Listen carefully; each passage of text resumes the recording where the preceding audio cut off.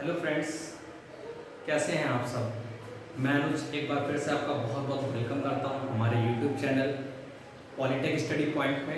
दोस्तों थोड़ा सा लेट हो गया, 2 दिन वीडियो नहीं पढ़ पाई हमारी किसी वजह से।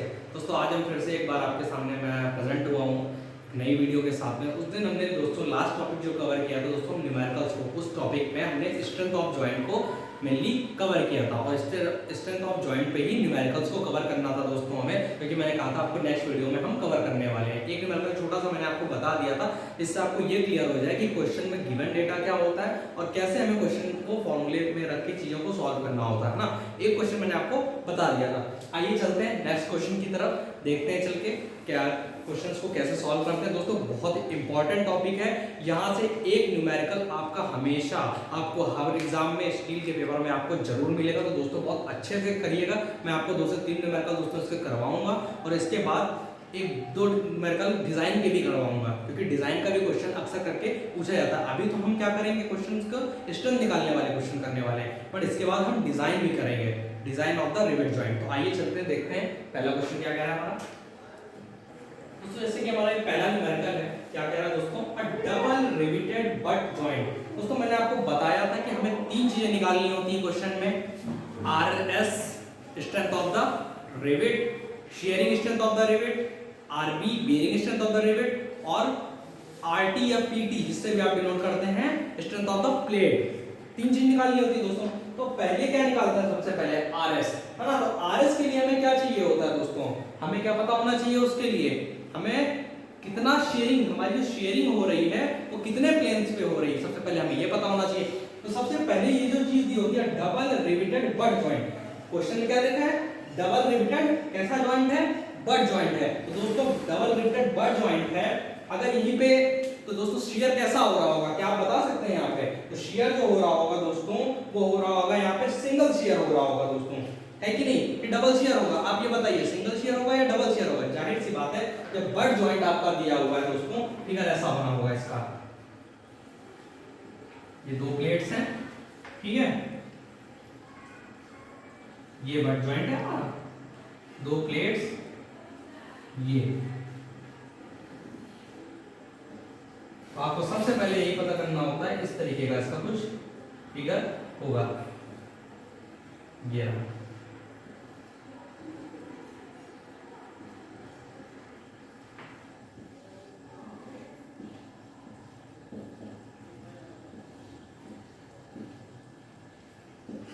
इस तरीके से डबल रिवेटेड बट जॉइंट होगा, जिसमें कि आपको क्या दे रखा है, मेन प्लेट की थिकनेस 12 mm दे रखी है। तो ये हमारी मेन प्लेट होती है, तो इसकी थिकनेस कितनी है, 12 mm दे रखी है आपको।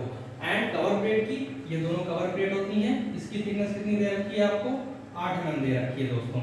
ये 8 mm, ये नीचे वाली भी 8 mm है। तो दोस्तों जैसे कि जब हम बेयरिंग स्ट्रेंथ निकालते हैं तो हमें थिकनेस चाहिए होती है। तो मैंने आपको एक चीज बताई थी कि हम कंपैरिजन करते हैं T और 2T1, जो इनमें से लेस होता है हम उसको थिकनेस ले लेते हैं। तो यहाँ पे T की वैल्यू हमारी कितनी, ये T किसकी है, मेन प्लेट की थिकनेस। तो मेन प्लेट की थिकनेस कितनी है, 12 mm है, ठीक है।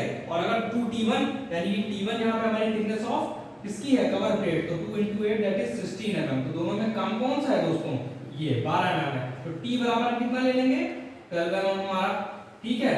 हमको क्वेश्चन में डाया ऑफ द रिवेट यानी कि 5 दे रखा है, देखिए 5 कितना दे रखा है, 22 mm दे रखा है।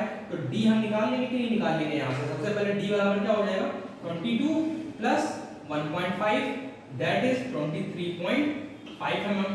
अब हमारे पास देखिए सारे डेटा हो गए और हमें क्वेश्चन में क्या दे रखा है, पिच दे रखी है दोस्तों। मैं आपको एक चीज बताना चाहूंगा कि अगर आपको फुल विड्थ नहीं दे रखी प्लेट की, तो आप कैसे प्लेट की स्ट्रेंथ कैसे निकालेंगे, तो आप पर पिच स्ट्रेंथ निकाल लीजिए उसकी, है ना, कि एक पिच में सिंगल रिवेट की स्ट्रेंथ कितनी होगी। अगर एक पिच में सिंगल रिवेट की स्ट्रेंथ निकाल लें और एक पिच में कितने नंबर ऑफ रिवेट्स हैं हमारे लगे हुए हैं उससे मल्टीप्लाई कर दें, तो पूरे पिच की स्ट्रेंथ नहीं आ जाएगी हमारे दोस्तों, जितने भी रिवेट्स लगे होंगे सबकी। तो दोस्तों ऐसे तो जब पिच दिया होता है तो हम पर पिच निकालते हैं दोस्तों। मैं अभी आगे आपको क्लियर करूंगा पर पिच का कॉन्सेप्ट भी क्या होता है हमारा पर पिच कॉन्सेप्ट। तो आइए देखते हैं, जैसे कि ये क्वेश्चन है तो यहाँ पे सारी वैल्यूज गिवन है। अब मैं रब करता हूँ इस क्वेश्चन को, ठीक है, फिगर इसका ऐसा कुछ बना होगा। तो आइए देखते हैं, सॉल्व करते हैं इसको। देखिए सबसे पहले हमने क्या किया था, गिवन डेटा को नोट कर लिया था। यहाँ पे हमें सारे परमिसिबल स्ट्रेस दे रखे हैं। देखिए सिग्मा टी दे रखा है, सिग्मा एस दे रखा है और ये हमें सिग्मा बी दे रखा है। क्वेश्चन में कवर प्लेट की थिकनेस ये दे रखी है दोस्तों हमें, ठीक है। मेन प्लेट की थिकनेस ये दे रखी है। अभी मैंने आपको बता दिया है कि कौन सी थिकनेस को हम लेते हैं। अच्छा एक बात जनरल सी आप समझिए, आपको हमेशा इसमें कंफ्यूजन नहीं होगा कौन सी थिकनेस लें कौन सी ना लें। कि जो चीज अगर कम, मान लीजिए कोई प्लेट है, ठीक है, उसका डाया मान लीजिए 12 mm है एक का, है ना, और एक का 16 mm है, तो कौन सी प्लेट पहले फेल हो जाएगी आपके हिसाब से? स्ट्रेंथ किसकी ज्यादा होगी, 16 mm वाले की ज्यादा होगी कि 12 mm वाले की ज्यादा होगी? तो जाहिर सी बात है 16 mm वाले की भाई, क्योंकि 16 mm का एरिया ज्यादा है, इसलिए उसकी शियर स्ट्रेंथ भी ज्यादा होगी और उसकी बेयरिंग स्ट्रेंथ भी ज्यादा होगी, है ना दोस्तों। तो इसीलिए हम जो करते हैं क्वेश्चंस को जब डिजाइन करते हैं, तो हम कम से कम लोड कितना वो बेयर कर सकता है भाई। जब कम से कम ही में फेल हो जाएगा तो ज्यादा लगाने से कोई तो मतलब ही नहीं ना, वो तो बेकार ही हो गया ना हमारा। तो इसीलिए सबसे कम जो होता है उसको हम लेके चलते हैं क्वेश्चंस में। तो देखिए सबसे पहले सारे डेटा हमने नोट कर लिए, ठीक है। तो हमने निकाल लिया था, डाया निकाल लिया था 23.5। तो सबसे पहले हम इसकी शेयर स्ट्रेंथ निकालते हैं। अच्छा दोस्तों, अब यहाँ पे देखिए मैंने आपको कहा था ये चीज सबसे ज्यादा ध्यान देंगे, डबल रिवेटेड बट जॉइंट है। तो जब डबल रिवेटेड बट जॉइंट है तो शेयर प्लेन कितने होंगे? दो प्लेन में शेयरिंग होगी कि नहीं होगी? इसकी होगी कि नहीं होगी? ठीक है, उसी तरीके से। और यहाँ पे दूसरी चीज ध्यान देने वाली है कि पिच हमें दे दी है 70 mm, तो पर पिच नंबर ऑफ रिवेट्स कितने आ रहे हैं, ये भी बहुत इंपॉर्टेंट चीज है हमें निकालना। तो रिवेट्स पर पिच, अभी आपने फिगर देखा था तो पर पिच में कितने रिवेट्स आ रहे थे दोस्तों? 2, है ना। तो यहाँ पे हमने क्या किया, 2, तो दो प्लेन एरिया, हमारा एरिया जिसमें शेयर प्लेन कितने उसमें हो रहा है, शेयरिंग कितने प्लेन में हो रही है? तो दो प्लेन में हो रही है। तो 2 into π/4 d square into sigma s और into नंबर ऑफ रिवेट। ये तो हमारी कितनी, जो एक रिवेट की निकालेंगे ना, एक थे, और उसके बाद n से मल्टीप्लाई कर देंगे उसको, तो वही तो कर रहा है, चाहे आप बाद में करिए और चाहे पहले कर लीजिए वही चीज। तो यहाँ पे हमने कर दिया 2 into π/4 d स्क्वायर, ये हमारा एरिया हो गया π/4 d स्क्वायर, ये प्लेन हो गया, कितने शेयरिंग प्लेन है? 2 हैं, और उसके बाद नंबर ऑफ रिवेट्स कितने आ रहे हैं पर पिच? 2 इनटू सिग्मा s, उसके परमिसिबल स्ट्रेस से हमने कर दिया मल्टीप्लाई। तो हमारी पीएस कितनी निकल के आ गई? 173.45 किलो न्यूटन। आइए आगे अब हम निकालेंगे बेयरिंग स्ट्रेंथ निकालते हैं। तो बेयरिंग स्ट्रेंथ निकालने के लिए हमको थिकनेस पता होनी चाहिए, है ना दोस्तों। तो d into t into sigma b, और कितने के लिए निकालना है? दो रिवेट्स है ना पर बीच में हमारे, तो दो के लिए निकाल दिया। तो pv कितनी आ गई? 169.2 किलो न्यूटन। अच्छा दोस्तों, अब ये हमारी ये सब 173 169। तो अब हम प्लेट देख लेते हैं कि ऐसा ना हो कि हम डिजाइन, तो ये तो चलो हमारी ठीक है बेयरिंग में फेल हो रही है, लेकिन पहले चेक तो कर लें कि प्लेट ही तो नहीं पहले फेल हो जा रही। पता चला हम रिवेट के लिए डिजाइन कर रहे हैं, हमारी प्लेट ही पहले फेल हो जाए लोड आने पे। तो देखते हैं प्लेट की स्ट्रेंथ निकालते हैं पर पिच। अच्छा ये आप कंफ्यूज ना हो कि ये कैसे आता है यहाँ पे। अच्छा ठीक है, क्योंकि हमें जब ऐसे हम लेते हैं, जब चेन ड्रिफ्टिंग होती है तो वहां पे 2D 3D भी कर देते हैं। तो ये आप कंफ्यूज ना हो, ये ऐसे आता है दोस्तों कि पर पिच, मान लीजिए जैसा कि ये फिगर था ऐसा, है ना, ये अगर आप देखें एक प्लेट की तरफ, तो पर पिच, पिच क्या है हमारी? यही तो पिच है। तो पर पिच हमारे कितने रिवेट्स आ रहे हैं? आप ये देखिए, ये है हमारी, अगर हम एक ये वाला सेक्शन ले लेते हैं प्लेट का, इसको 1-1 सेक्शन मान ले, अगर इसको लेके डिजाइन, भाई जाहिर सी बात है 1-1 सेक्शन जो होगा इसकी स्ट्रेंथ कम होगी। जैसे जैसे हम इधर बढ़ते जाएंगे तो वैसे वैसे स्ट्रेंथ नहीं बढ़ती जाएगी। अच्छा क्यों बढ़ती जाएगी? अच्छा एक बात बताइए कि यहाँ पे मान लीजिए 50 किलो न्यूटन का लोड आ रहा था, ठीक है, तो 50 किलो न्यूटन का लोड रिवेट्स। अब एक चीज आप बेसिक से समझिए कि कोई एक प्लेट थी, एक समूची प्लेट है, एक समूची प्लेट की स्ट्रेंथ ज्यादा होगी या उसमें रिवेट लगे हुए जॉइंट, अगर हम उसको जॉइंट करते हैं रिवेट लगा के, उसकी स्ट्रेंथ ज्यादा होगी? जाहिर सी बात है आपका आंसर होगा कि भाई एक समूची प्लेट की स्ट्रेंथ ज्यादा होगी। हमने ज्वाइंट किया ही क्यों? सबसे बेसिक क्वेश्चन तो यही होता है कि हम ज्वाइंट क्यों कर रहे हैं? क्योंकि हमारे पास उस लेंथ का मेंबर नहीं अवेलेबल है, इसलिए हम दो मेंबर्स को ज्वाइंट करके उस लेंथ का बना रहे हैं, है ना दोस्तों। तो इसीलिए तो जब हम ज्वाइंट कर देते हैं तो उसकी स्ट्रेंथ क्या हो जाती है? कम हो जाती है ओरिजिनल मेंबर के कंपैरिजन में। इसीलिए जैसे जैसे अंदर की तरफ बढ़ते जाएंगे वैसे वैसे रिवेट्स की नंबर कितनी होती है? बढ़ती तो जा रही। तो जैसे तो क्या होगा कि भाई देखो, जब यहाँ पे लोड आया 50 का, अब क्या है कि 10 न्यूटन, तो मान लो इसमें 10 किलोमीटर इसने ले लिया, इस वाले रिवेट ने 10 किलोमीटर इस वाले रिवेट ने ले लिया, है ना। पर पिच में आधा आधा रिवेट ही तो आ रहा है सिर्फ, तो 1D आया कि नहीं आया, है ना। अब इसी की बात करोगे तो भी हो जाएगा। तो यहाँ पे इसीलिए तो हाफ D/2 ये हो गया, हाफ D/2 ये हो गया, ये दोनों मिलके एक रिवेट में कितना डाया? यही तो माइनस होगा, D12 माइनस हो जाएगा, टोटल पिच में में से अगर इतना डाया हटा दे तो बाकी तो प्लेट ही बचेगी ना हमारी। ये जो पोर्शन अगर रहेगा, ये अगर ये हट गया ये, तो बाकी क्या बचा, ये प्लेट का पोर्शन नहीं बचा हमारा। तो यही हमने क्या किया, p minus T into P into sigma T कर दिया, सभी वैल्यूज को रख दिया। यहाँ से हमारी पीटी आ गई 53.7 किलोन्यूटन। तो यानी कि अब क्या बताया था मैंने आपको कि तीनों स्ट्रेंथ निकालने के बाद जो सबसे कम स्ट्रेंथ होगी वही हमारी स्ट्रेंथ हो जाती है जॉइंट की। तो हमारी स्ट्रेंथ ऑफ जॉइंट कितनी हो जाएगी दोस्तों, स्ट्रेंथ ऑफ जॉइंट वो कितनी हो जाएगी, 83.7 किलो न्यूटन हो जाएगी। अच्छा ठीक है, स्ट्रेंथ हमने निकाल ली, एक चीज हमने फाइंड आउट कर ली। अब दूसरी चीज हमें क्या फाइंड आउट करनी है, एफिशिएंसी। पिछले लेक्चर में मैं आपको बता चुका हूं एफिशिएंसी, दक्षता क्या होती है, किसी भी आदमी की काम करने की भाई वो क्षमता, दक्षता वही तो होती है कि मान लीजिए नॉर्मली आप कितना काम कर लेते हो, ठीक है। तो एक प्लेट है, जब एक सिंगल प्लेट थी तब उसकी स्ट्रेंथ कितनी थी, उसके मुताबिक जब उसको ज्वाइंट कर दिया गया तब उसकी स्ट्रेंथ कितने परसेंट रह गई, वही हमारी एफिशिएंसी कहलाती है। भाई बेसिक सी चीज है ना कि आप अगर नॉर्मल जब हो, आप अच्छी हालत में हो, जब आप बीमार नहीं हो तो आप 10 किलोमीटर दौड़ रहे हो, और जब आप बीमार हो जाते हो तो आप 5 ही किलोमीटर दौड़ पा रहे हो। आपकी एफिशिएंसी कितनी हो गई, मीटा हमारी 5/10 × 100, एफिशिएंसी कितनी हो गई आपकी 50% ही तो रह गई। पहले 100% थी जब आप 10 किलोमीटर दौड़ रहे थे, अब 50% रह गई। तो आइए अब देखते हैं एफिशिएंसी निकालने के लिए। एफिशिएंसी का मैंने आपको क्या फॉर्मूला बताया था, नीटा बराबर क्या था, strength of joint upon strength of plate,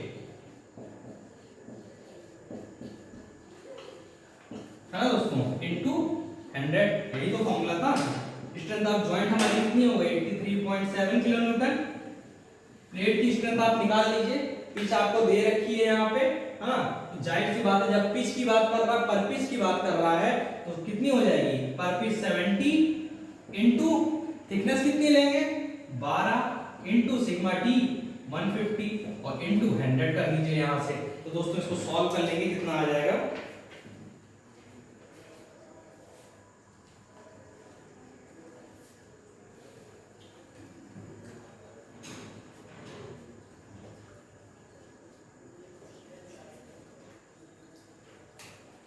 तो यहां से दोस्तों एफिशिएंसी आ रही है 66.42%। ऐसे क्वेश्चंस को हम सॉल्व करते हैं। सबसे पहले हमने स्ट्रेंथ फाइंड आउट कर ली, उसके बाद हमने एफिशिएंसी निकाल ली। तो ये क्वेश्चंस, ऐसे क्वेश्चंस आपके एग्जाम में अक्सर करके आपको देखने को मिलेंगे। आइए चलते हैं नेक्स्ट क्वेश्चन की तरफ। एक और क्वेश्चन से आपको समझाता हूं, कोशिश करता हूं कॉन्सेप्ट आपको बेसिक समझ में आ जाए। दोस्तों क्वेश्चन को करने से पहले मैं आपसे डिस्कस करना चाहूंगा पर पिच पे क्या कॉन्सेप्ट है। ये आप समझ लीजिए कि पर पिच पे भी क्वेश्चंस आ जाते हैं, जो कि इस क्वेश्चन में था जैसे कि। तो ये क्वेश्चन आपको कॉन्सेप्ट एक बार बता देता हूं मैं। तो दोस्तों मैं आपको बता रहा हूं जैसे कि स्ट्रेंथ ऑफ जॉइंट पर पिच। पर पिच जब हमें दे रखा होता है कहीं पे, क्वेश्चन में क्या होता है, बहुत से क्वेश्चन में हमें प्लेट जो होती है हमारी, इसकी कंप्लीट विड्थ नहीं दे रखी होती है, बी होती है। ये बी ना देके क्या करता है, एक पिच की वैल्यू दे देता है हमको यहाँ पे पी। जैसे कि अभी हमने प्रीवियस क्वेश्चन सॉल्व किया था, उसमें पी दे रखी थी ना। तो हम क्या करते हैं तब वहां पे, तब हम पूरे प्लेट की स्ट्रेंथ नहीं निकालते हैं, तब हम पर पिच स्ट्रेंथ निकालते हैं हर जगह पे। और उसके बाद जितने नंबर ऑफ रिवेट्स लगे हो लाइन में, उससे मल्टीप्लाई कर देते हैं n से, तो हमारी पूरे रिवेट की जॉइंट की स्ट्रेंथ आ जाती है वहां से। तो करेंगे क्या, जैसे कि मान लीजिए ये डबल कवर बट जॉइंट है आपके सामने, है ना। अभी इससे सबसे पहले क्या पता चलता है, ये जो गिवन होता है हमें कि जॉइंट हमारा कैसा है, डबल कवर है, सिंगल कवर है, तो इससे हमें क्या पता चलता है दोस्तों, शेयरिंग प्लेन कितने हैं, कितने शेयर में, कितने प्लेन में हमारी शेयरिंग हो रही है। तो डबल कवर बट जॉइंट है तो कितने प्लेन होंगे, 2 प्लेन में शेयरिंग हो रही होगी। तो RS या इसको हम लोग PS भी कह सकते हैं, जैसे भी आप डिनोट करना चाहें। इसका मतलब होता है शेयरिंग स्ट्रेंथ। तो शेयरिंग स्ट्रेंथ निकालेंगे, 2 प्लेन में हो रही तो 2 × π/4d² इनटू सिग्मा s कर दिया हमने, ये हमारी PS निकाल आई। उसके बाद बेयरिंग स्ट्रेंथ निकालेंगे, तो उसके लिए हमें थिकनेस ऑफ द प्लेट पता होनी चाहिए। तो T × D × सिग्मा b और 2T1 × D × सिग्मा b, इन दोनों में से जो लेस होगा, जैसे कि मैं पहले ही कह चुका हूं आपसे कि हम स्टार्टिंग में कंपैरिजन कर लेते हैं। T लेस देन मतलब कि T और 2T1, T और 2T1 में जो भी लेस होगा उसी को हम थिकनेस ले लेते हैं दोस्तों, है ना। तो वही चीज यहाँ पे करी गई है, ये आपको समझाने के लिए कि T × D × सिग्मा भी कर देंगे, या 2d1 into d into sigma B, इन दोनों में से जो लेस आएगा वही हमारी क्या हो जाएगी, बेयरिंग स्ट्रेंथ हो जाएगी। अब इन्हीं दोनों में से जो कम होगा पीएस और पीबी में, पीएस और पीबी में जो कम होता है सबसे, वही हमारी क्या हो जाती है, रिवेट वैल्यू हो जाती है दोस्तों। तो रिवेट वैल्यू हमने निकाली है, आरबी क्या हो जाएगा, RS and RB which is less, या पीबी और पीएस जो इनमें से लेस होगा। तो ये तो जो हम निकाल रहे थे दोस्तों, ये जो पीएस और पीबी निकाली है हमने किसके लिए, एक रिवेट के लिए निकाली है, सिंगल रिवेट के लिए। अब हम बात करेंगे कि नंबर ऑफ रिवेट्स कितने लगे हुए हैं पर पिच में। तो जैसे कि आपको ये दिखा रहा हूं मैं, ये फिगर है, ये हमारी क्या है, ये पिच है। तो देखिए कितने रिवेट्स हैं, आधा आधा मिलके ये एक, आधा आधा मिलके ये एक, आधा आधा मिलके ये एक। टोटल नंबर ऑफ रिवेट्स कितना होगा दोस्तों, 3। तो हमने क्या किया, स्ट्रेंथ ऑफ रिवेट पर पिच में जितने रिवेट लगे हुए हैं उसकी स्ट्रेंथ कितनी है भाई, n into rb। तो rb हम निकाल चुके हैं यहाँ पे, और कितने रिवेट्स हैं, तो अगर यहाँ पे 3 से मल्टीप्लाई कर देते हैं तो ये हमारी क्या आ जाएगी, स्ट्रेंथ ऑफ द रिवेट आ गई। अब हम प्लेट की स्ट्रेंथ निकाल लेते हैं पर पिच। तो स्ट्रेंथ ऑफ प्लेट पर पिच अभी मैं आपको बता चुका हूं कैसे निकालेंगे। अभी हम क्या, अगर हमें विड्थ दी होती तो उससे हम जितने भी डाया और निकालते हैं उसको माइनस कर देते हैं। अब देखिए आपको बता चुका हूं कि ये 1 सेक्शन है हमारा, इसमें आप देखिए कि पर पिच कितने हमारे रिवेट्स आ रहे हैं एक पिच में, तो आधा रिवेट ये आ रहा, आधा ये, तो पी टोटल है, इसमें से अगर इतना हटा देंगे तो बाकी तो प्लेट ही बचेगी ना हमारी। इसी तरीके 2 सेक्शन में जब हम आएंगे तो सेक्शन कितने, 2 ये और 2 ये, तो टोटल कितना p माइनस 2d हो जाएगा वहां पे। लेकिन हमें क्या होती है कि मिनिमम स्ट्रेंथ वाली, तो जाहिर सी बात है 1 सेक्शन की जो स्ट्रेंथ होगी ये, वो इससे तो कमी होगी ना, 2 सेक्शन की स्ट्रेंथ ज्यादा हो जाएगी, क्योंकि नंबर ऑफ रिवेट जैसे जैसे ज्यादा होते जाएंगे वैसे वैसे स्ट्रेंथ क्या होती जाएगी, बढ़ती जाएगी ना आगे बढ़ने पे दोस्तों हमारी, क्योंकि ये वैल्यू क्या होती जाएगी हमारी, कहीं ना कहीं घटती जाएगी, तो ये वैल्यू हमारी बढ़ती जा रही है कहीं ना कहीं, ठीक है ना दोस्तों। तो इसलिए क्या करेंगे, 2 की स्ट्रेंथ इसकी ज्यादा ही होगी, क्योंकि यहाँ पे n की वैल्यू बढ़ जाएगी हमारी, तो इसलिए हमने ये निकाल लिया। अब स्ट्रेंथ ऑफ जॉइंट क्या हो जाएगी हमारी, ये जो pt निकली हमारी ये, और ये जो निकली थी pr, इन दोनों में से लेस होगी वही हमारी स्ट्रेंथ ऑफ द जॉइंट हो जाएगी दोस्तों। उसके बाद हम इसी तरीके से एफिशिएंसी फाइंड कर लेंगे। एफिशिएंसी क्या हो जाएगी दोस्तों हमारी यहाँ पे, तो दोस्तों ये देखिए अब हम क्या करेंगे, पर पिच की एफिशिएंसी अगर निकालें तो कैसे निकालेंगे। एफिशिएंसी मैंने आपको क्या बताया था, पीटी और पीआर व्हिच इज लेस, मतलब strength of the joint upon strength of the plate into 100। तो पीटी और पीआर में जो भी लेस हो उसको रख दो, upon strength of plate P into T into sigma T हो जाएगा, इनटू 100 कर देंगे। तो दोस्तों यहां से डायरेक्ट फॉर्मूला निकल के आता है p minus b upon p into 100। ये आप डायरेक्टली भी याद रख सकते हैं, वैसे आपके एग्जाम पॉइंट ऑफ व्यू से तो नहीं इंपॉर्टेंट है, लेकिन अगर आप कंपटीशन पॉइंट ऑफ व्यू के हिसाब से देखें तो बहुत वाले क्वेश्चन पूछ लेता है कि दोस्तों बताइए कि पर पिच एफिशिएंसी के लिए फॉर्मूला क्या आता है हमारा। तो ये फॉर्मूला आपको डायरेक्ट याद करना होगा, जैसे यहाँ पे कई सारे वैल्यूज आपको दे सकता है, मान लीजिए यहाँ पे p माइनस 2d कर सकता है, अपॉन में p कर सकता है, आपको कंफ्यूज करने के लिए। तो आपको ये याद रखना होगा कि p minus d upon p into 100 से डायरेक्ट हम एफिशिएंसी को निकाल लेते हैं दोस्तों। तो ये दोस्तों हमारा कॉन्सेप्ट था पर पिच का। अगर कहीं कहीं पे आपसे क्वेश्चन में पूछ लेता है कि मैक्सिमम एफिशिएंसी कितनी होगी, कहीं कहीं बोल देता है कि मैक्सिमम एफिशिएंसी के लिए पिच फाइंड करिए आप। तो मैक्सिमम एफिशिएंसी निकालने के लिए हम लोग क्या करेंगे, सबसे पहले तो स्ट्रेंथ ऑफ द जॉइंट निकालेंगे, उसके बाद स्ट्रेंथ ऑफ प्लेट निकाल के दोनों को कर देंगे बराबर। जाहिर सी बात है कि क्या होगा दोस्तों, हमने बात की मैक्सिमम एफिशिएंसी की, आपसे कई बार पूछ लेता है। अच्छा एक बेसिक आप चीज पहले समझ लीजिए मैक्सिमम एफिशिएंसी समझने के पहले, कि जैसे कि ये आपका फिगर है मान लीजिए, ठीक है। अब एफिशिएंसी मैक्सिमम कब हो सकती है आपकी, एफिशिएंसी होती क्या है, strength of joint upon strength of plate, ठीक है, इनटू 100। जब हमारी strength of joint strength of plate के बराबर हो जाए तब हो सकती है एफिशिएंसी मैक्सिमम हो सकती है, या तो जॉइंट की स्ट्रेंथ प्लेट की स्ट्रेंथ के बराबर हो जाए, या प्लेट की स्ट्रेंथ जॉइंट की स्ट्रेंथ के बराबर हो जाए। मान लीजिए कि हमारी जॉइंट की जो है, सॉरी रिवेट की जो रिवेट जॉइंट की जो स्ट्रेंथ है कहीं ना कहीं पीआर वो आ रही है 80 किलो न्यूटन, और पीटी आ गई हमारी 100 किलो न्यूटन आ रही है। तो क्या है यहाँ पे, ये 80 है, या तो ये 100 हो जाए तब एफिशिएंसी मैक्सिमम हो सकती है हमारी, है ना, और या ये 80 हो जाए हमारी, ये वाली 80 हो जाए तब एफिशिएंसी 100% हो सकती है ना। तो इसीलिए हम क्या कर रहे हैं यहाँ पे, एफिशिएंसी मैक्सिमम के लिए हम लोग PR = PD की कंडीशन लगा देंगे। पर पिच के लिए है दोस्तों, ये चीज आप याद रखिएगा, मैक्सिमम एफिशिएंसी पर पिच की हम यहाँ पे बात कर रहे हैं। तो strength of the total rivet पर पिच हमने निकाली थी P R and into RB, जितने भी एक पिच में रिवेट आ रहे होंगे उससे मल्टीप्लाई करके, और आरबी क्या है हमारा, वही जो हमारा आरएस और आरबी हमने निकाला था उनमें से जो लेस होता है भाई हमारा आरबी हो जाता है, रिवेट वैल्यू हो जाता है ना। अब स्ट्रेंथ ऑफ द प्लेट पर पिच हमने निकाल ली P - D * T * sigma T। अब मैक्सिमम एफिशिएंसी के लिए PR = PT कर देंगे। दोस्तों आपको n पता होगा, RB आपको पता होगा, आपको ये निकालना है, पिच निकालना है, D आपको पता होगा, dia of the rivet, thickness of the rivet आपको, सिग्मा T भी आपको पता होगा। तो यहां से आप क्या कर सकते हैं, मैक्सिमम पिच एफिशिएंसी के लिए पिच कितनी, क्वेश्चन आपसे पूछ लेता है design find out the pitch for the maximum efficiency, maximum efficiency के लिए पिच आपको निकालनी होती है। तो ये आपसे कहीं क्वेश्चंस में पूछ लेता है दोस्तों। आइए सिंपल सा क्वेश्चन देखते हैं इस पे बेस्ड जल्दी से। नेक्स्ट क्वेश्चन है दोस्तों हमारा, जो कि हमारे प्रीवियस कॉन्सेप्ट में मैंने आपको पर पिच कॉन्सेप्ट बताया ना अभी, उस पे बेस है। तो आइए देखते हैं क्वेश्चन क्या कह रहा है। 12 mm तथा 16 mm की दो प्लेट्स को, देखिए डिफरेंट थिकनेस की प्लेट्स को जोड़ा गया है यहाँ पे, है ना, डबल रिवेटेड लैब जॉइंट में जोड़ा गया है। तो सबसे पहले हम इसके हिसाब से फिगर बनाएंगे तुरंत कि क्वेश्चन में फिगर क्या कह रहा है। डबल रिवेटेड लैब जॉइंट है दोस्तों हमारा, ऐसा फिगर होगा कुछ, यहाँ पे दो रिवेट लगे होंगे,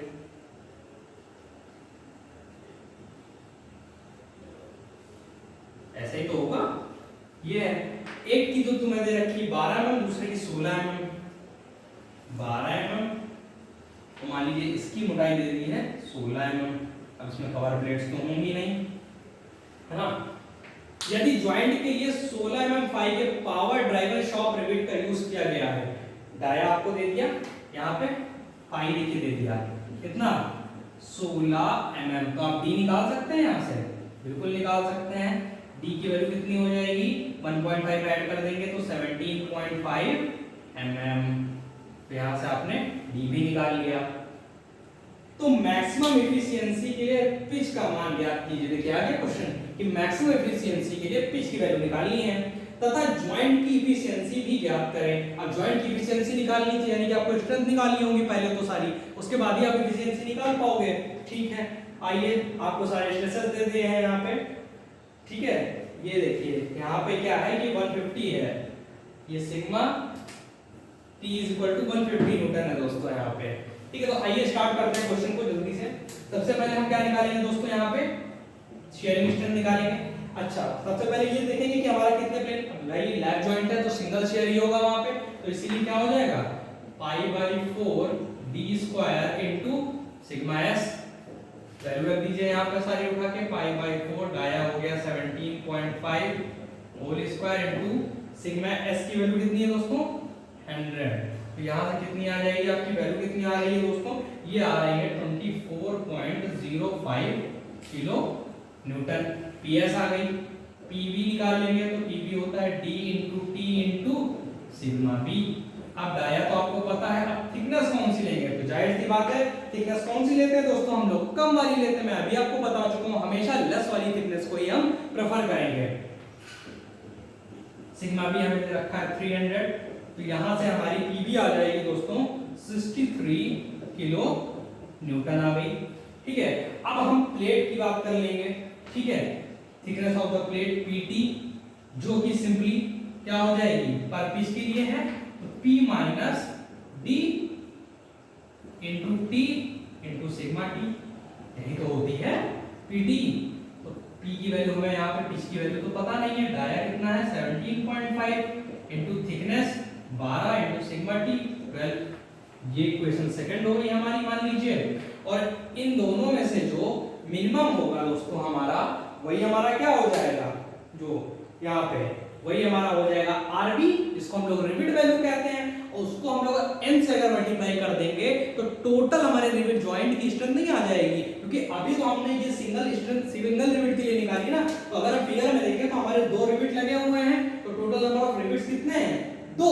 डबल रिवेटेड बोला है ना आपसे, तो एक पिच में कितने रिवेट हैं, दो रिवेट हैं। पर पिच रिवेट की संख्या कितनी है यहाँ पे, अगर आप इसको नहीं समझ पा रहे हैं तो मैं फिगर बना के आपको समझा देता हूं कि ऐसा है कुछ। ये है आपका, ये दोस्तों ऐसे,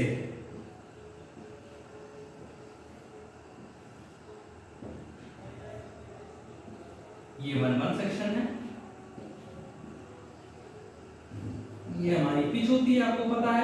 ये देखिए पर पिच कितना रिविट आ रहा है, आधा आधा एक, आधा आधा एक, तो टोटल कितना आ रहा है, 2 आ रहा है। तो नंबर ऑफ रिविट्स कितने हो गए पर पिच में, 2 हो गए। अभी आपने पढ़ा था ना कुछ कि n से मल्टीप्लाई कर देते हैं रिविट वैल्यू जो आती है, तो इन दोनों में से मिनिमम कौन है, 24.05, ये है हमारी। तो यहीं से अगर हम मैक्सिमम एफिशिएंसी के लिए निकालते हैं तो मैक्सिमम एफिशिएंसी के लिए कंडीशन क्या होती है, अभी आपने पढ़ रखा है कि मैक्सिमम एफिशिएंसी के लिए हम क्या कर देते हैं, PT = n × RV के बराबर कर देते हैं, ये तो होती है। तो PT की वैल्यू उठा के रख दीजिए, P - 17.5 × 12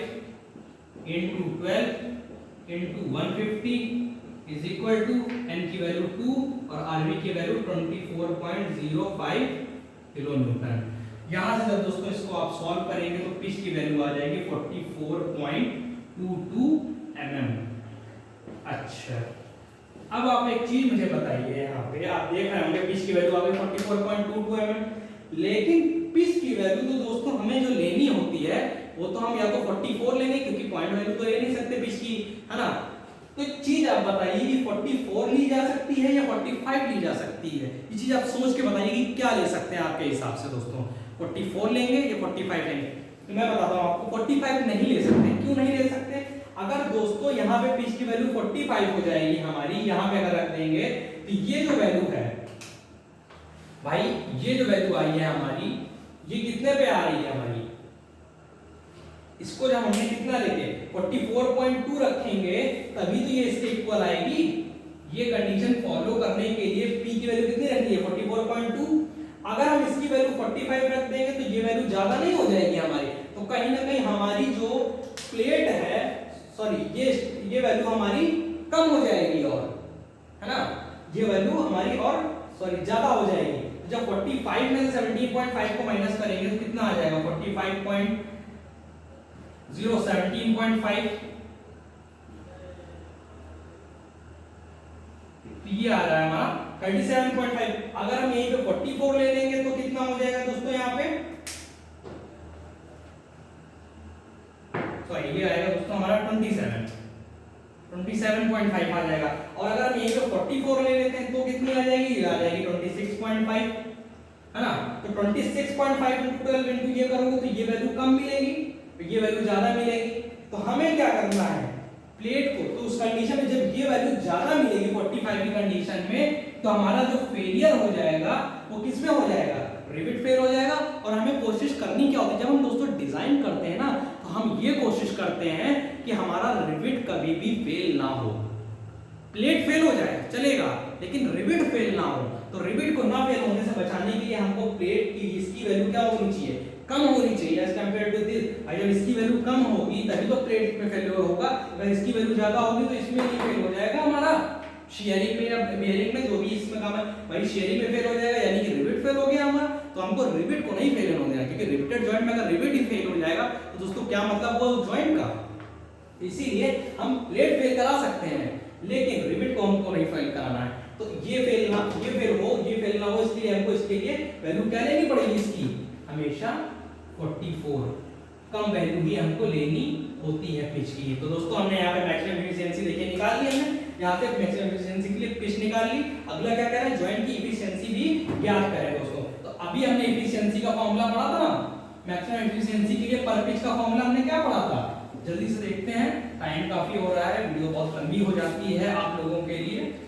तो एफिशिएंसी के लिए अभी हमने दोस्तों देखा ना, पीछे हमने देखा था, मैंने आपको बताया था डायरेक्ट फॉर्मूला आप याद रख सकते हैं। जैसे अगर इस तरीके का क्वेश्चन आता है मैक्सिमम एफिशिएंसी के लिए, मैक्सिमम एफिशिएंसी सॉरी पर पिच के लिए मैक्सिमम एफिशिएंसी अगर हमें निकालनी है, एफिशिएंसी ज्ञात करनी है, तो क्या होगा, उसके लिए फॉर्मूला P - D × P × 100 होता है। तो सेम है, P हमने निकाल ली 44 - 17.5 अपॉन 44, तो थीटा यहां से कितनी आ गई, एफिशिएंसी आ गई हमारी दोस्तों 60.22 आ गई दोस्तों हमारा। तो ऐसे क्वेश्चंस को हम सॉल्व करते हैं और ऐसे ही न्यूमेरिकल्स आपके एग्जाम्स में, बोर्ड एग्जाम में पूछे जाते हैं दोस्तों। मैं ऐसा कुछ भी नहीं पढ़ा रहा हूं जो आपके एग्जाम पॉइंट ऑफ व्यू से ना हो।